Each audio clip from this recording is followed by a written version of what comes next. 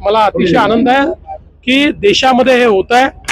माझी तर निश्चितपणे या ठिकाणी मागणी असणार आहे की पुढच्या काळामध्ये आमच्या सगळ्या याद्या SIR नंतर ब्लॉकचेन पद्धतीत त्या ठिकाणी तयार करण्यात याव्यात आणि कुठल्याही परिस्थितीमध्ये त्या ठिकाणी प्रत्येकाचा जो काही ID आहे तो अशा प्रकारे प्रिझर्व व्हावा की तो दुसऱ्या राज्यात गेला तरी देखील त्या ठिकाणी त्याच ID वर त्याचं नाव त्या ठिकाणी राहिलं पाहिजे। अशा प्रकारचं जी व्यवस्था आहे ती आमच्या याद्यांच्या संदर्भात झाली पाहिजे।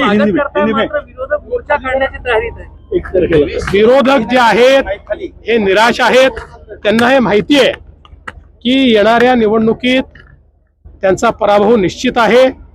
पराभवाच्या आधीचं हे कव्हर फायर आहे। असं आहे की ज्यांची नोट चोरी बंद झाली आहे ते आता वोट चोरीचा आवाज लावतायत, पण हे लक्षात ठेवा कि ये पब्लिक है, ये सब जानती है।